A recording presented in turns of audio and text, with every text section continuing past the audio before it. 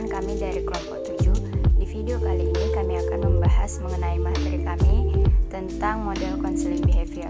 Perkenalkan, nama saya Putri Juliani bersama rekan saya Nafi Ramadhani Arsanti serta Devnatri Cahyo. Untuk pembahasan yang pertama akan dibawakan oleh rekan saya Nafi. Saya Nafi Ramadhani Arsanti. Di sini saya akan membahas tentang pengertian dari model counseling behavioral. Pada hakikatnya, konseling merupakan upaya pemberian bantuan dari seseorang konselor kepada klien. Bantuan di sini dalam pengertian sebagai upaya membantu orang lain agar ia mampu tumbuh ke arah yang dipilihnya sendiri, mampu memecahkan masalah yang dihadapinya, dan mampu menghadapi krisis-krisis yang dialaminya dalam kehidupannya. Pengertian konseling tidak dapat dipisahkan dengan bimbingan, karena keduanya merupakan sebuah keterkaitan. Menurut Muhammad Surya mengungkapkan bahwa konseling merupakan bagian inti dari kegiatan bimbingan secara keseluruhan dan lebih berkenan dengan masalah individu secara pribadi. Sedangkan pengertian behavioral atau behavioralisme adalah suatu pandangan teoritis yang beranggapan bahwa persoalan psikologis adalah tingkah laku tanpa mengaitkan konsepsi-konsepsi mengenai kesadaran dan mentalitas. Jadi, dapat disimpulkan bahwa konseling behavioral adalah sebuah proses konseling atau bantuan yang diberikan oleh konselor kepada klien dengan menggunakan pendekatan-pendekatan tingkah laku dalam hal memecahkan masalah-masalah yang dihadapi serta dalam penentuan arah kehidupan yang ingin dicapai oleh diri klien. Konsep utama dari tingkah laku ini adalah keyakinan tentang martabat manusia yang sebagai bersifat falsafah dan sebagai lagi bercorak psikologis, yaitu pertama, manusia pada dasarnya tidak berakhlak baik atau buruk, bagus atau jelek. Manusia mempunyai potensi untuk bertingkah laku dengan baik. Yang kedua, manusia mampu untuk memperoleh dan membentuk sendiri pola-pola tingkah laku yang baru melalui suatu proses belajar. Kalau pola-pola lama dahulu dibentuk melalui belajar, pola-pola itu dapat diganti melalui usaha belajar yang baru. Yang ketiga, manusia dapat mempengaruhi perilaku orang lain dan dirinya yang dipengaruhi oleh perilaku orang lain. Yang kedua, sejarah dari konseling behavior. Konseling behavior pada mulanya disebut dengan terapi perilaku yang berasal dari dua arah konsep, yakni Pavlovian dari Ivan Pavlov. Yang mula-mulanya terapi ini dikembangkan oleh Wolpe untuk mengulangi neurisis. Tujuan terapi adalah untuk memodifikasi koneksi-koneksi dan metode stimulus sedapat mungkin. Dasar teori terapi behavioral adalah bahwa perilaku dapat dipahami sebagai hasil kombinasi belajar di waktu yang lalu dalam hubungannya dengan keadaan yang sekarang, keadaan motivasional sekarang dan efeknya terhadap kepekaan terhadap lingkungan, perbedaan biotik baik genetik atau karena gangguan psikologi. Dalam hal ini, Skinner walaupun dipengaruhi oleh teori SR, tetapi dia mempunyai pandangan tersendiri mengenai perilaku, yaitu 1. Respon tidak perlu selalu ditimbulkan oleh stimulus, akan tetapi lebih kuat oleh pengaruh penguatan. 2. Menekankan pada studi subjek individual ketimbang generalisasi kecenderungan kelompok. Yang ketiga, menekankan pada penciptaan situasi tertentu terhadap terbentuknya perilaku ketimbang motivasi di dalam diri. Selanjutnya ada hakikat konseling behavioral. Hakikat konseling menurut behavioral adalah proses membantu orang dalam situasi kelompok belajar bagaimana menyelesaikan masalah-masalah interpersonal, emosional, dan pengambilan keputusan dalam mengontrol kehidupan mereka sendiri untuk mempelajari tingkah laku yang baru dengan sesuai dirinya sendiri.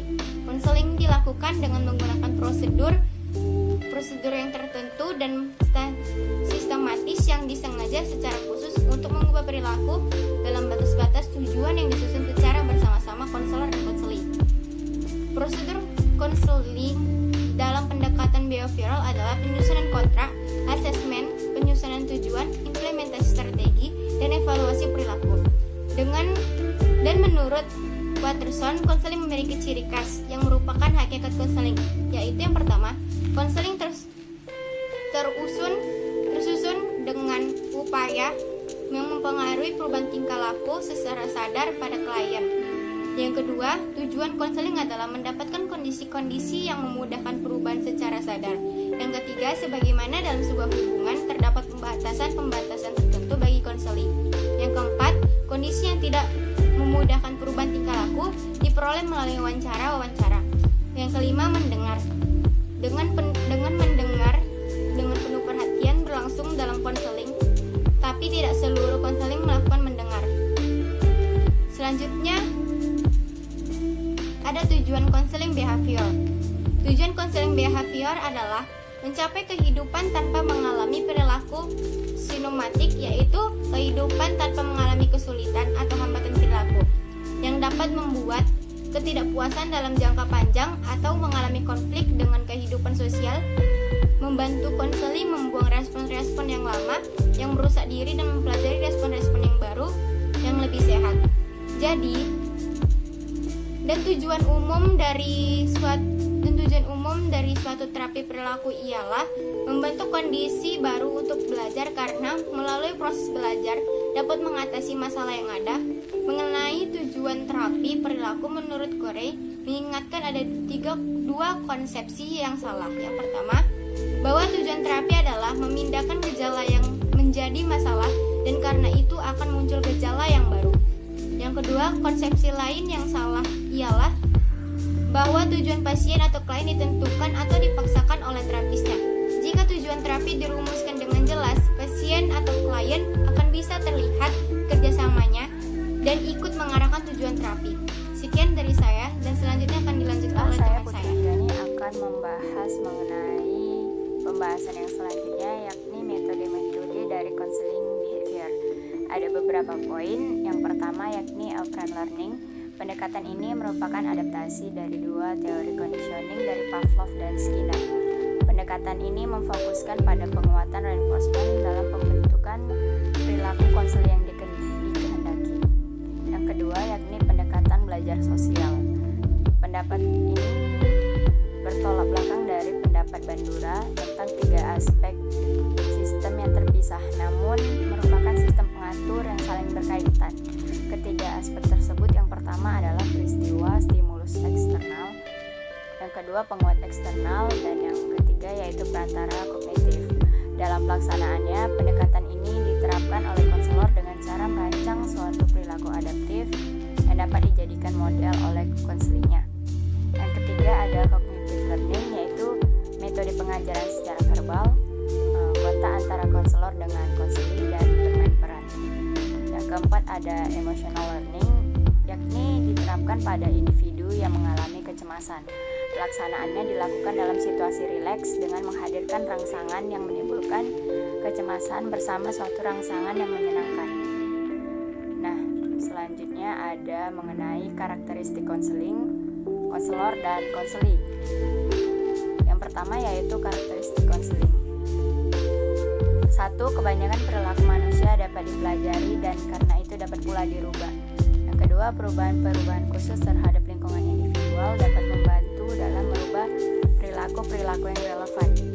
Yang ketiga, prinsip-prinsip belajar sosial seperti reinforcement dan social modeling dapat digunakan untuk mengembangkan prosedur-prosedur konseling. Selanjutnya yang keempat yaitu keefektifan konseling dan hasil konseling dinilai dari perubahan-perubahan dalam perilaku khusus di luar dari layanan konseling yang diberikan. Yang kelima, prosedur konseling tidak statik, tetap dan atau ditentukan sebelumnya, tetapi dapat secara khusus didesain untuk membantu konseli dalam memecahkan masalah khusus. Selanjutnya ada karakteristik dari konselor. Yang pertama, di dalam konseling behavior ada beberapa karakteristiknya, yaitu konselor harus mengutamakan keseluruhan individual yang bertanggung jawab. Konselor harus kuat, yakin, dan harus dapat menahan tekanan dari permintaan konseli. Selanjutnya, konselor harus sensitif terhadap kemampuan untuk memahami perilaku orang lain. Selanjutnya, konselor harus dapat bertukar pikiran dengan konseli tentang perjuangannya dan dapat melihat bahwa seluruh individu dapat melakukannya secara bertanggung jawab.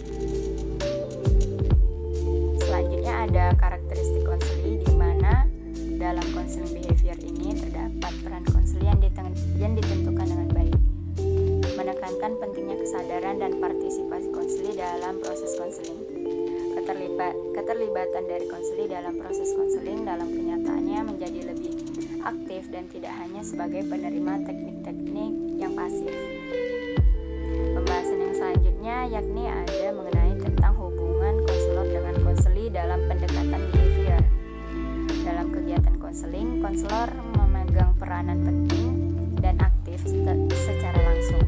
Hal ini bertujuan agar konselor dapat menggunakan pengetahuan ilmiah untuk menemukan istilah-istilah konseli sehingga diharapkan kedepannya dapat terjadi perubahan perilaku yang baru.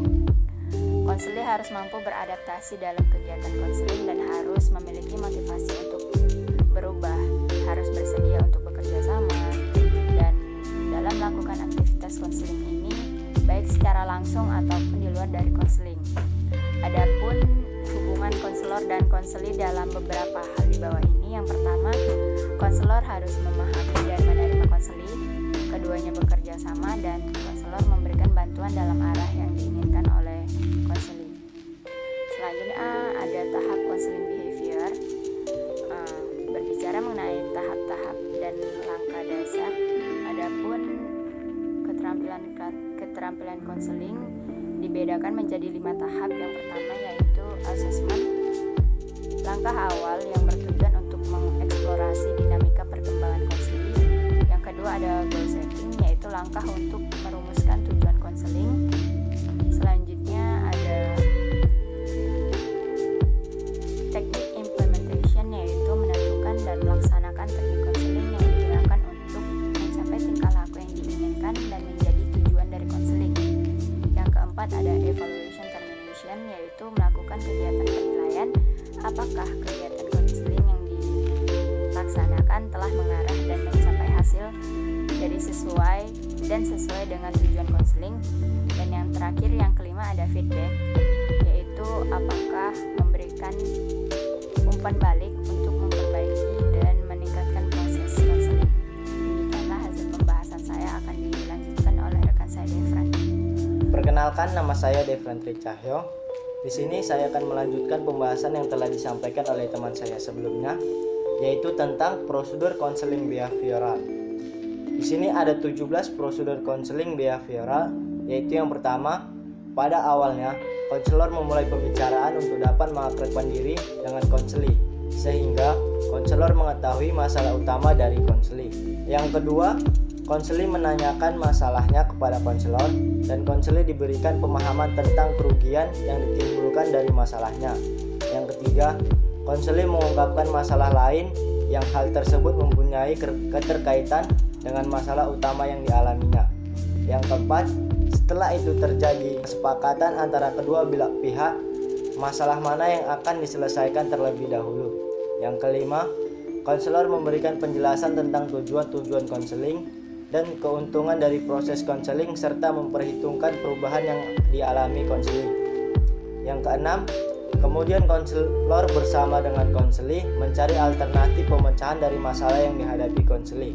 Yang ketujuh, konselor meminta kepada konseli untuk memberikan suatu sebagai bukti bahwa konseli mempunyai konsekuensi dari setiap tindakannya. Yang kedelapan, kedua belah pihak menyetujui tujuan-tujuan awal sebagai syarat untuk mencapai tujuan akhir dari proses konseling. Konselor bersama dengan konseli memilih tindakan atau teknik mana yang akan dilakukan terlebih dahulu. Yang ke-10, diadakan evaluasi oleh konselor terhadap proses konseling yang telah dilaksanakan. Yang ke-11, konselor memperhatikan adakah kemajuan yang dialami oleh konseli. Yang ke-12, setelah diadakan monitoring kemajuan atau perilaku konseli, maka tujuan baru akan dikembangkan setelah terjadi kesepakatan bersama. Ke-13, kemudian konselor menyeleksi perilaku konseli yang positif. Yang ke-14, konselor memonitor kembali perilaku konseli apakah terjadi perubahan pada perilaku konseli setelah proses konseling. Ke-15, kedua belah pihak menerapkan belajar perilaku ke arah pemeliharaan perilaku yang positif. Yang ke-16, konselor bersama konseli menyetujui bahwa tujuan dari proses konseling telah tercapai. Yang ke-17, konselor mengadakan pembuktian bahwa konseling telah memelihara perilaku yang positif tanpa konselor. Selanjutnya ada penerapan konseling behavior pada situasi-situasi konseling. Pendekatan behavior ini dapat juga diaplikasikan dalam proses pembelajaran. Hal yang tampak terlihat diantaranya ialah sebagai berikut. Yang pertama, proses belajar harus mengikuti irama dari yang belajar. Yang kedua, materi pelajaran digunakan sistem modul. Yang ketiga, tes lebih ditekankan untuk kepentingan diagnostik. Yang keempat, dalam proses pembelajaran lebih dipentingkan aktivitas sendiri. Yang kelima, dalam proses pembelajaran tidak dikenakan hukuman. Yang keenam, dalam pendidikan mengutamakan mengubah lingkungan untuk menghindari pelanggaran agar tidak menghukum. Yang ketujuh, tingkah laku yang diinginkan pendidik diberi hadiah. Yang kedelapan, hadiah diberikan kadang-kadang atau jika perlu. Yang kesembilan, tingkah laku yang diinginkan dan dianalisis terlebih dahulu. Yang ke-10, mementingkan kebutuhan yang akan menimbulkan tingkah laku. Nah, yang selanjutnya itu ada kelebihan dari konseling behavior. Di sini ada 4 kelebihan, yaitu yang pertama, telah mengembangkan konseling sebagai ilmu karena mengundang penelitian dan menerapkan etik sebagai proses konseling. Yang kedua, mengembangkan perilaku yang spesifik sebagai hasil konseling yang didapat diukur. Yang ketiga, memberikan ilustrasi bagaimana keterbatasan lingkungan.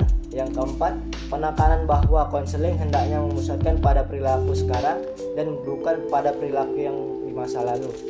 Dan yang terakhir adalah kelemahan dari konseling behavior. Ada 5 kelemahan yang dimiliki oleh konseling behavior. Yang pertama, bersifat dingin, kurang menyentuh aspek pribadi, sifat manipulatif dan mengabaikan hubungan pribadi. Yang kedua, konseling behavior lebih mengonsentrasikan pada teknik. Yang ketiga, pemilihan tujuan sering ditentukan oleh konselor. Yang keempat, meskipun konseling behavior menegaskan konseling unik dan bentuk perilakuan yang spesifik, tapi masalah konseling sering sama dengan konseling yang lain, dan karena itu tidak menuntut strategi dari proses konseling. Yang kelima, konstruk belajar dikembangkan dan digunakan konseling behavior tidak cukup komprehensif untuk menjelaskan belajar dan harus dipandang hanya sebagai hipotesis, harus dites kembali. Baik, sekian yang dapat saya sampaikan. Saya kembalikan kepada teman saya. Terima kasih. Demikian hasil pemaparan dari materi kami dari kelompok 7, yakni yang sudah membahas mengenai model counseling behavior. Semoga kedepannya kami bisa menyampaikan dengan lebih